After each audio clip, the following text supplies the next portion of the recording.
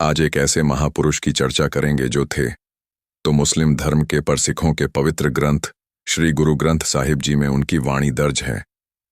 वे इतनी महान शख्सियत थे कि गुरु ने 15 भक्तों में से सबसे ज्यादा बनी इनकी दर्ज की, और जिनका सम्मान केवल मुस्लिम धर्म के लोग ही नहीं बल्कि हर धर्म के लोग किया करते थे। हम जिनके बात कर रहे हैं वह संत कबीरदास जी। कबीरदास जी का जन्म 1398 में काशी उत्तर प्रदेश में एक मुस्लिम घराने में हुआ। उनके पिता नीरू और माता ने मां कपड़ा बनना का काम किया करते थे। कहा जाता है कि बालक के जन्म के समय सर कैमरा रोशनी से भर गया और राम नाम की मधुर धुन सुने देने लगी। ऐसा अद्भुत दृश्य देखकर दी टांग रह गई। बालक का मुख देखकर हर तरफ खुशी का माहौल बन गया। संगीत अनुसार मौलवी ने बालक का नाम कबीर रखा। तब मौलवी ने पिता नीरू से कहा कि आपका बालक बहुत शुभ घड़ी पैदा हुआ है, बड़ा होकर इसकी शोहरत बहुत दूर दूर तक फैलेगी। ऐसी बातें सुनकर माता पिता की खुशी की कोई सीमा न रही। कबीर जी का जन्म स्थान काशी एक हिंदुओं का धार्मिक स्थान था, जहां दिन रात का भजन हुआ करता। जी करण वहां रहने वाले लोग, चाहे वह हिंदू हों या मुस्लिम, वहां का आध्यात्मिक वातावरण सभी को बहुत प्रभावित करता था। इसलिए कबीर जी मुसलमान होने पर भी राम नाम का जप किया करते थे। कहा जाता है जब वे 2 साल के थे तो एक दिन भी जोर जोर से राम राम बोलने लगे। मुस्लिम हुकूमत के डर से माता नीमा ने अपने बालक को रोकने हुए कहा, बेटा तू राम ना कहा कर, हम मुसलमान हैं, हमें अल्लाह कहना है, खुदा कहना है। पर कबीर जी के रोम रोम में राम का नाम बस हुआ था। देव माता के माना करने पर भी हर समय राम राम कहा करते। कबीर जी बचपन से ही बहुत सुंदर थे। जब टोटली आवाज में बच्चन करते तो सभी का मान खुश हो जाता। करीब 4 साल की उम्र होने पर कहते हैं एक दिन भी अपने साथियों के साथ पेड़ के नीचे बैठकर राम नाम का उच्चारण करने लगी। तभी उसे मोहल्ले का मालवी वहां से गुजर। उसने बच्चों को दांते हुए कहा कि मुसलमान के बच्चे होकर तुम राम नाम का उच्चारण क्यों करते हो? तब कबीर जी ने कहा, अब हम रहीम और खुदा में कोई फर्क नहीं होता, सब एक ही तो है। इतना सुनते ही मौलवी की बोलती बैंड हो गई और गुस्से में भरकर वह कबीर जी के घर पहुंच कबीर जी के पिता से शिकायत करते हुए बोला, तुम अपने लड़के को समझो, इस्लाम के विरुद्ध जाकर अपने साथियों को भी गलत रास्ता दिखा रहा है। अगर यह बात कई को पता लगी तो इसका परिणाम अच्छा ना होगा। इतना सुनते ही पिता नीरू ने मौलवी के आगे हाथ जोड़कर कहा, मेरा पुत्र अभी नादान है, बच्चा है, हम उसे समझा देंगे। मौलवी के जाते ही कबीर जी को उनके पिता ने बड़े प्यार से समझाया, बेटा तुम राम भजन ना किया करो, नहीं तो कई तुम्हें बहुत सजा देगा। भजन तो हिंदू गेट है, हम तो मुसलमान हैं, हिंदू राम राम करते हैं तो अल्लाह अल्लाह किया कर। पर कबीर जी जिनकी लगन एक प्रभु के साथ जुड़ चुकी थी, उन्हें भला कौन समझा सकता था। वह शरीर से तो बालक थे, पर मां से ब्रह्मज्ञानी पिता के वचन सुनकर कबीर जी अल्लाह राम कहते हुए चले गए। इस घटना से यह पता चला है कि कबीर जी ने ईश्वर को अल्लाह और राम दोनों रूपण में स्वीकार कर लिया, कभी भेदभाव नहीं किया।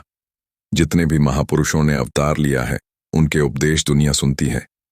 जी सभी केवल एक शक्ति को स्वीकार करते थे, तभी तो आज दुनिया उन महापुरुषों के आगे सर झुकते हैं।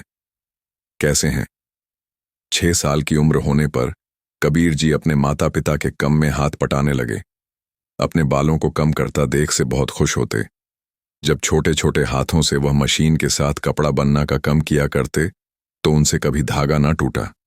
वे कम के साथ साथ राम नाम में मस्त रहते। कम करने और खेलने के बाद जो उन्हें सम मिलता तो वे अपने आप ही मंदिर की ओर निकाल पड़ते। कहते हैं उसे समय गैर हिंदू और छोटे जाट के लोगों को मंदिर में प्रवेश करने की इजाजत नहीं थी। इतनी छोटी उम्र में भी बालक कबीर को इस बात का ज्ञान था, इसलिए वे मंदिर के बाहर ही बैठकर मंदिर में हो रहे कीर्तन वेद मंत्र सुना करते और उनका दिल कमल के फूल के समाज खिल जाता। कबीर जी बचपन में कभी स्कूल नहीं गए, पर हर रोज स्कूल के बाहर होकर एक दूसरे से सुनकर अक्षरों का ज्ञान हासिल किया। धीरे धीरे उनके हृदय में राम नाम के लगन बढ़नी गई और वह प्रभु के भक्ति बन गई।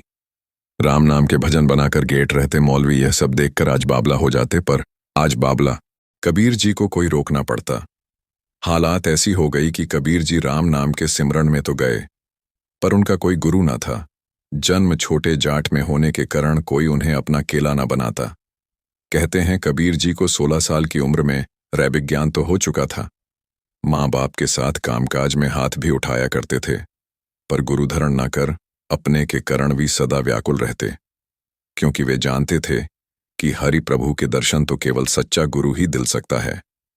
इसलिए वह गुरु की तलाश में झट गए। उन दोनों बनारस में प्रसिद्ध गुरु रामानंद जी थे। उनकी महानता केवल बनारस में ही सीमित ना रहकर बल्कि दूर तक फैल चुकी थी।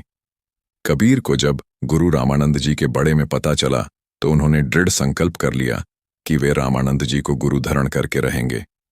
कहते हैं रामायण जी हर रोज अमृतसर में गंगा स्नान के लिए जाया करते थे। कबीर जी को तब एक विचार आया कि क्यों ना वे गुरु जी के रास्ते में लेट जाएं, ताकि कभी तो गुरु जी की नजर उन पर पड़ेगी। ऐसा सोचकर फिर हर रोज गंगा की सीढ़ियों में लेट जाया करती, पर गुरु जी की चरण उन्हें ना प्राप्त हुई। पर सब्र पसंद की मूरत कबीर जी हर रोज गुरु जी के रास्ते में लेट जाया करते। संत कबीर जी ने घर जाकर साधुओं वाला चोला धारण कर लिया। उनका रूप देखकर घर वाले और बाहर वाले सभी लोग हैरान हो गए। पिता नीरू ने तब पूछा, पुत्र तुम राम की भक्ति करो, पर इस तरह साधु बनकर कहानी हमारी आंखों से दूर मत हो जाना, क्योंकि साधुओं का कोई ठिकाना नहीं होता। जिधर मोह आई उधर चल पड़े। हमें अभी तुम्हारा विवाह करना है। कहते हैं तब उनके माँ आप अपने पुत्र के आगे मिलते करने लगे। तब कबीर जी बड़ी विनम्रता के साथ खाने लगे। आप कोई चिंता ना करें, मैंने राम का आसरा लिया है, जिसने सारे संसार की रचना की है। जो साढ़ी कायनात में समय हुआ है वह राम जल में हाल में और आकाश पाताल में बस हुआ है। आकाश और पाताल में बेस पशु पक्षियों, जीवन और मनुष्यों की चिंता करता है। मैं उसके भूकंप में हूं, जैसा वह हम देता है मैं वैसे ही चला हूं। इसलिए पिताजी आप बेफिक्रा रहे, कोई चिंता ना करें, मैं घर में ही रहूंगा। मैंने यह भगवादेश इसलिए पहने हैं ताकि अहंकारी पंडितों ब्राह्मण राजपूत को शिक्षा मिल सके, क्योंकि वे लोग प्रभु के घर को सिर्फ अपना घर समझते हैं। गरीबों को, छोटी जाट के लोगों को मंदिरों में जान से रोकने हैं। छुआछूत, ऊंच नीच जैसे पाखंडों को दूर करना ही तो मेरे जीवन का लक्ष्य है। इस तरह की बातें सुनकर पिता नीरू और भी डर गई और बोले, पुत्र ऐसी बातें ना करो, यह तो काशी नगरी है, यहां पंडितों का राज है, वे हम सबको मार देंगे। पर कबीर जी ने इस बात पर ध्यान ना दिया और सिर्फ घर से बाहर निकाल पड़े। लोग उनके पीछे पीछे होली के बड़े बड़े साधु ब्राह्मण और काजू ने देखा कि छोटी इतिहास में दर्ज है कि एक बार कबीर जी से कुछ साधु ने पूछा, कबीर तेरा गुरु कौन है? उन्होंने कहा, मेरा गुरु रामानंद जी हैं। रामानंद कबीर के गुरु। ये पास सारे शहर में फैल गई। कुछ ऊंची जाट बने अभिमानी पंडित गुरु रामानंद जी के पास पहुंचने लगे। स्वामी जी, क्या आपने छोटी जाट के जुलाहे कबीर को दीक्षा देकर अपना केला बनाया है? रामानंद जी ये सुनकर सोने लगे कि उन्होंने तो कबीर को कभी दीक्षा नहीं दी।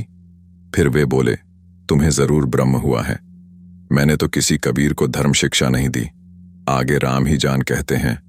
तब गुरुजी की आजा अनुसार कबीर जी को गुरुजी के आगे पेश किया गया। कबीर जी अपने गुरु के दर्शन करके बड़े खुश हुए। उन्होंने अपने गुरुजी को माथा टेक हाथ जोड़कर खड़े हो गई। गुरुजी ने तब सवाल किया, है राम भगत तेरा गुरु कौन है? कबीर जी बोले, मेरा गुरु स्वामी रामानंद जी। ये सुनकर सब लोग हैरान हो गए। पंडित और साधुओं के चेहरे पर गुस्सा ए गया ही नहीं देता। पर फिर मैं आपका केला बन गया, क्योंकि राम ने मेरा संजोग लिखा था। मुझे राम भजन करने की लगन तो बचपन से ही थी।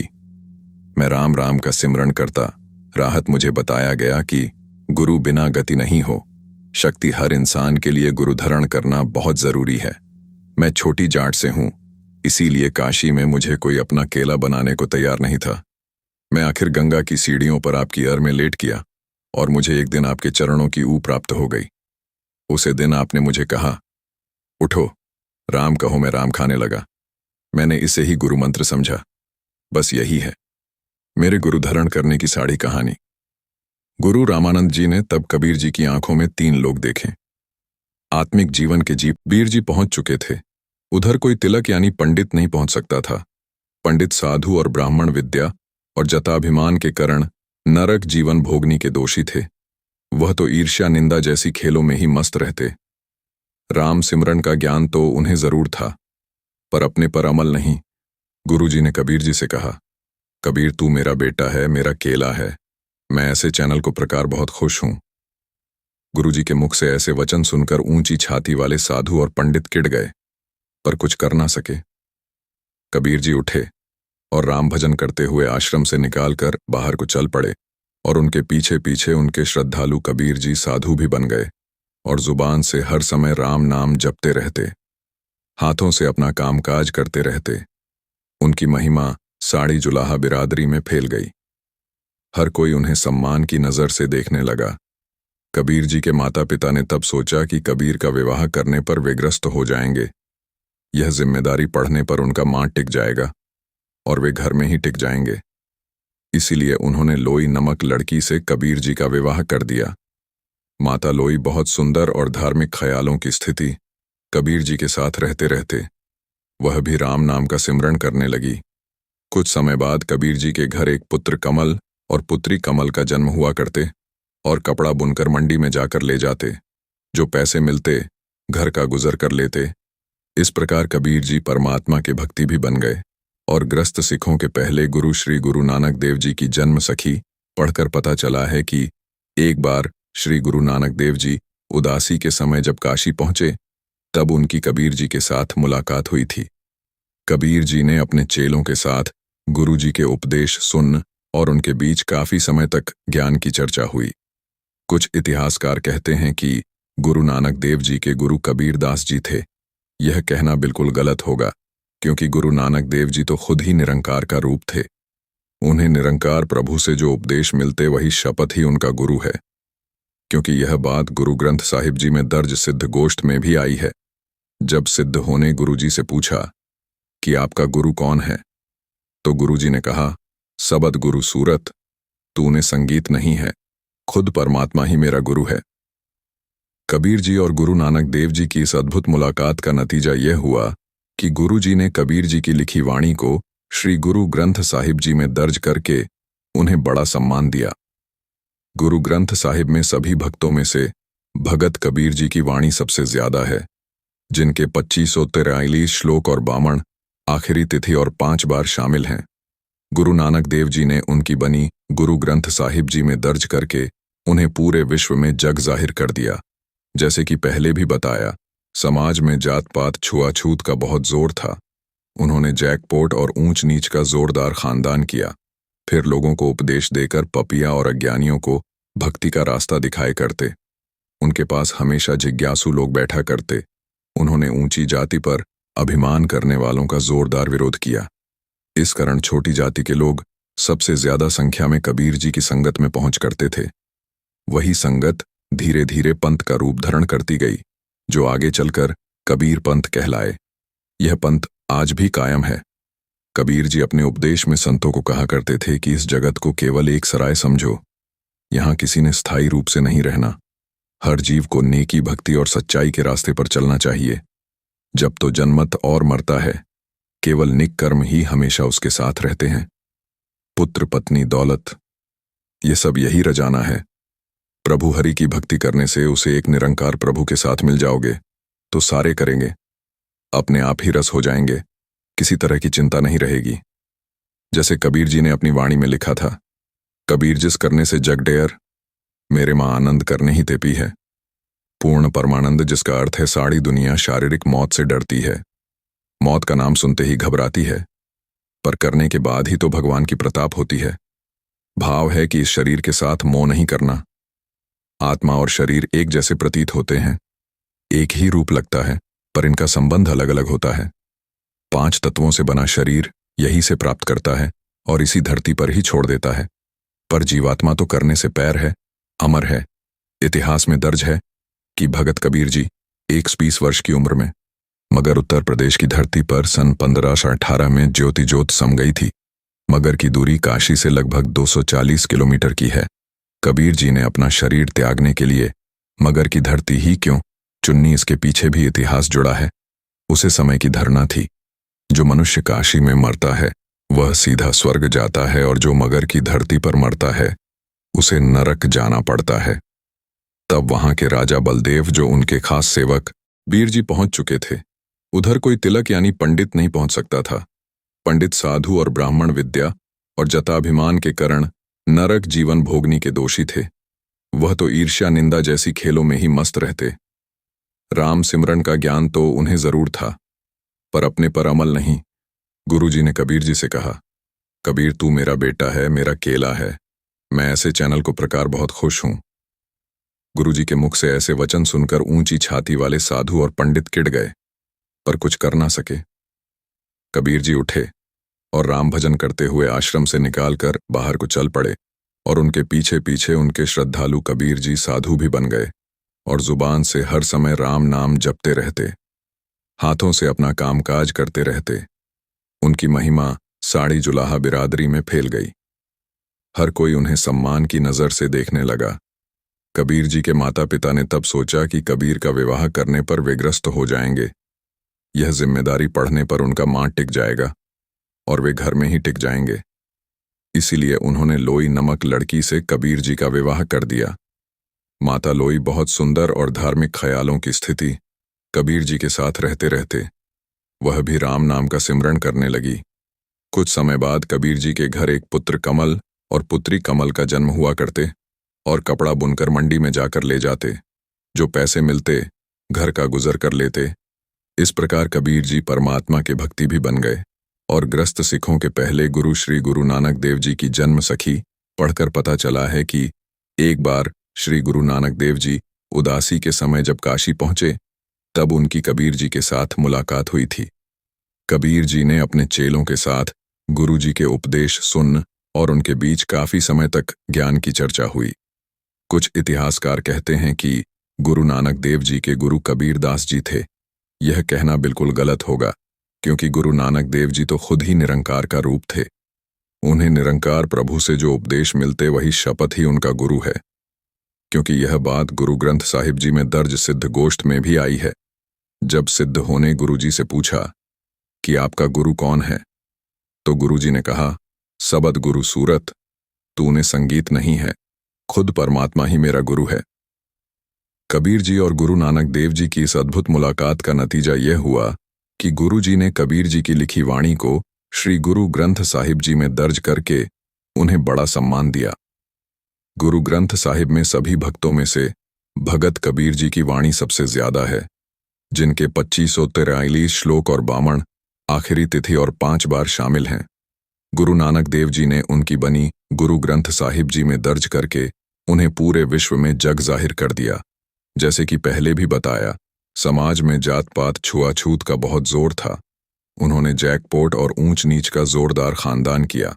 फिर लोगों को उपदेश देकर पपिया और अज्ञानियों को भक्ति का रास्ता दिखाए करते। उनके पास हमेशा जिज्ञासु लोग बैठा करते। उन्होंने ऊंची जाति पर अभिमान करने वालों का जोरदार विरोध किया। इस कारण छोटी जाति के लोग सबसे ज्यादा संख्या में कबीर जी की संगत में पहुंच करते थे। वही संगत धीरे धीरे पंथ का रूप धारण करती गई, जो आगे चलकर कबीर पंथ कहलाए।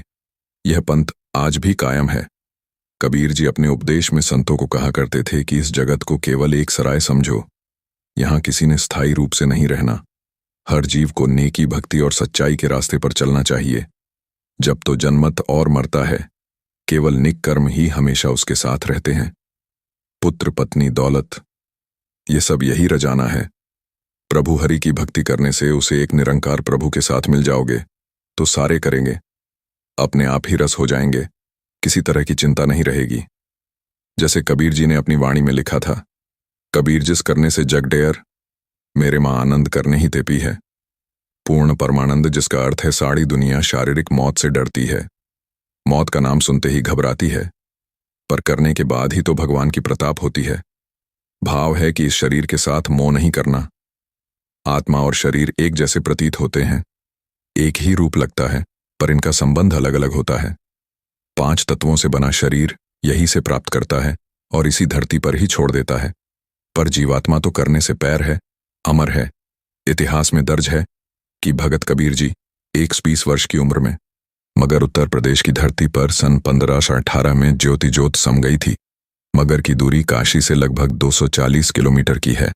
कबीर जी ने अपना शरीर त्यागने के लिए मगर की धरती ही क्यों चुन्नी, इसके पीछे भी इतिहास जुड़ा है। उसे समय की धरना थी।